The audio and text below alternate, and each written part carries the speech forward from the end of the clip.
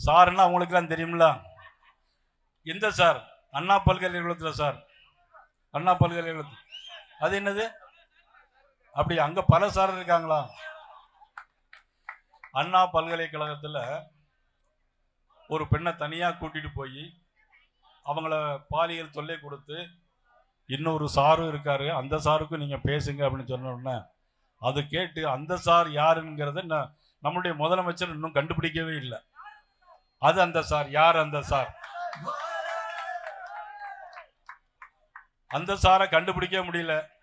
ஆனா இப்பன்னா ஆனா சாருன்னு சொன்னாலே திமுகவுக்கு ஒரு பயம், ஒரு தோல்வி பயம், ஒரு மாதிரி பயம். ஒரு படத்துல சொல்லுவாங்கல்ல, பேரை சொன்னா அதிருது இல்ல அப்படின்னு சொல்லுவாங்கல்ல, அது மாதிரி இந்த சாருன்னு சொல்லிட்டா இப்பெல்லாம் ஒரு தோல்வி பயத்துல நம்மளுடைய முதலமைச்சர் இன்னைக்கு இருந்துட்டு இருக்கலாம். அவ்வளவு.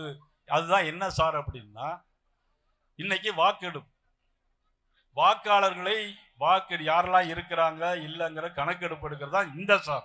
நீங்க நினைக்கிற அந்த சார் வேற, இது இந்த சார். அதுல என்னன்னா, நேரு